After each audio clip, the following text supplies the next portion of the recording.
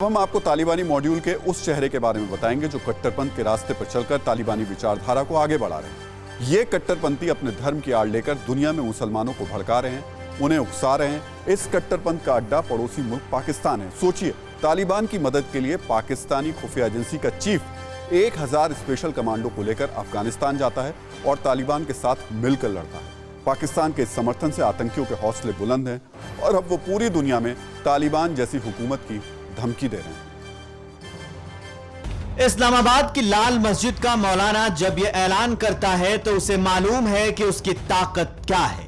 तो इंशाअल्लाह हम पूरी दुनिया के मुसलमानों से फिदाई बनने की बैत लेंगे तो 15 से 20 लाख फिदाई पूरी दुनिया के लिए तैयार हो जाएंगे।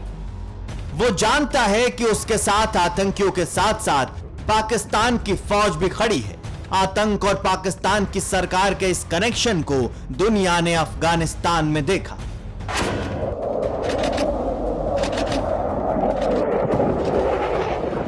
इस मौलाना की कट्टरपंथी सोच वाली पाकिस्तान सरकार ने पहले अफगानिस्तान की तबाही के लिए तालिबान की मदद की। अब वही पाकिस्तान सरकार पंजशीर में तालिबान के विरोधी लोगों के खिलाफ तालिबान को हवाई मदद दे रही है। पाकिस्तान में ये आतंक का पब्लिक प्राइवेट पार्टनरशिप वाला फॉर्मूला है। एक तरफ पाकिस्तान सरकार तालिबान को हर मुमकिन मदद करती है तो दूसरी तरफ कट्टरपंथी मौलाना अब्दुल अजीज जैसे लोग फिदायीन के जरिए तबाही मचाने का ऐलान करते हैं।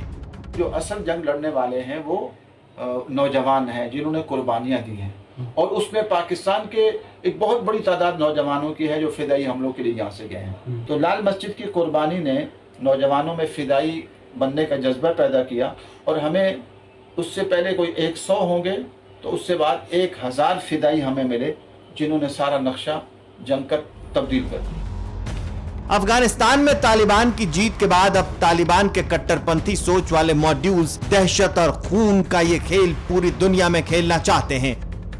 तालिबानी कट्टरपंथी मॉड्यूल्स अब पूरी दुनिया को फिदायीन हमले के बारूद से दहलाना चाहते हैं। पूरी दुनिया में अब खिलाफत कायम होने वाली है तो इंशाअल्लाह हम पूरी दुनिया के मुसलमानों से फिदाई बनने की बैत लेंगे तो 15 से 20 लाख फिदाई पूरी दुनिया के लिए तैयार हो जाएंगे और पूरी दुनिया को हम कहेंगे या तो इस्लामी निज़ाम नाफिज करो और अगर नहीं है तो फिर फिदाई हम लोग के लिए तैयार हो जाएंगे। पाकिस्तान सरकार के संरक्षण और प्राइवेट पार्टनरशिप में चलने वाली इस आतंक की एक्सपोर्ट फैक्ट्री के निशाने पर हर वो मुल्क है जो अमन पसंद है। तालिबानी सोच वाले कट्टरपंथी मॉड्यूल्स धर्म के नाम पर मुसलमानों को भड़काकर उनकी भावनाओं को उकसाकर दुनिया में खूनी खेल खेलना चाहते हैं। ऐसे ही इंशाअल्लाह अनकरीब निकलना है तो ये ताजिकिस्तान, काज़ाकिस्तान, उज़्बेकिस्तान, तुर्कमानिस्तान, सऊदी अरब, पहले तो हम इस्लामी मुल्कों को फतह करेंगे ना, यहाँ पर जो इनके एजेंट बैठे हैं इनसे फारिग करेंगे इंशाअल्लाह और उसके बाद फिर अगला मरहला आएगा अमेरिका और बरतानिया और स्पेन और इन सब इलाकों पर इंशाअल्लाह इस्लामी हुकूमत कायम करेंगे। ये कट्टरपंथी मुसलमानों को बरगलाने के लिए कह रहे हैं कि हम पूरी दुनिया के मुसलमानों की आवाज उठाएंगे। ये दहशतगर्द धमकी दे रहे हैं कि या तो पूरी दुनिया इस्लामिक शासन कबूल करे या फिर फिदायीन हमले के लिए तैयार रहे। लेकिन सवाल ये है कि क्या आत्मघाती हमलों और बम बारूद के दम पर दुनिया में इस्लामिक शासन कायम हो सकता है? और सवाल ये भी है कि क्या दुनिया को खतरा सिर्फ हथियार वाले तालिबानियों से है या दुनिया को सबसे बड़ा खतरा तालिबानी सोच पैदा करने वाले इन कट्टरपंथियों से है? पाकिस्तान की जमीन कट्टरपंथी के लिए नहीं, आतंकियों के लिए भी सुरक्षित पनाहगार है। दुनिया के कई दुर्दांत आतंकी पाकिस्तान की जमीन पर पोषित होते रहे हैं। ओसामा बिन लादेन, मुल्ला उमर मौलाना फजलुल्लाह, मौलाना मसूद अजहर, हाफिज सईद, ज़कीउर रहमान लखवी, ये वो चंद कुख्यात आतंकी हैं जिन्हें पाकिस्तान के कट्टरपंथी और सरकारी सिस्टम ने पाल पोस कर बड़ा किया। इन आतंकियों के खून खराबे को पूरी दुनिया ने देखा। दहशतगर्द और कट्टरपंथी तालिबानी सोच वाले धर्म की आड़ में दुनिया में आतंक की सत्ता खड़ी करना चाहते हैं। इनका ख्वाब भी कुछ वैसा ही है जैसा चंद साल पहले ISIS के मुखिया बगदादी का हुआ करता था। दुनिया में आतंक की सत्ता खड़ी करने के लिए इनके हथियार भी वैसे ही हैं जैसे बगदादी के थे।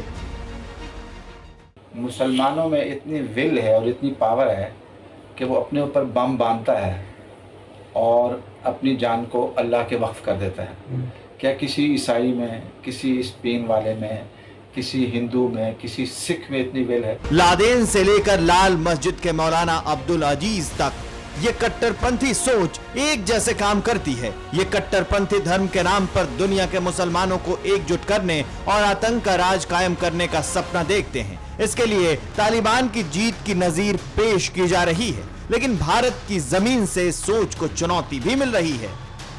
मैं हिंदुस्तानी मुसलमान हूं, मुझे सियासी मजहब की कोई जरूरत नहीं है। तालिबानी और कट्टरपंथी जिस धर्म की अफीम के जरिए दुनिया को बरगलाना चाहते हैं, उनकी ये खूंखार मंशा आम मुसलमान बखूबी जानता है। इमरान खान साहब जो एक सेकुलर माइंडेड समझते अच्छे इंसान है, स्पोर्ट्समैन है, मैं उनसे अपील करें कि ऐसे इस तरह के जो पागलपंदी की बात कर रहे हैं, इनका उनको उठाया जाए, इनका थोड़ा इलाज किया जाए। मजहब इस्लाम कत्ल गारतगिरी को और बेवजह किसी को परेशान करने को, जुल्म ज्यादती को बुरा समझता है। मजहब इस्लाम में इस तरह की बातें करने वाले की कोई गुंजाइश नहीं है। पहले भी धर्म की आड़ में दुनिया को कट्टरपंथी आग में जलाने की साजिश की जाती रही है। कभी लादेन, कभी बगदादी, तो आज तालिबान इन कट्टरपंथियों के हीरो हैं। लेकिन पहले भी ये साजिश नाकाम हुई है और अब भी ये साजिश नाकाम होगी। परवाह देश की, सोमवार से शुक्रवार रात 10 बजे TV9 भारतवर्ष पर।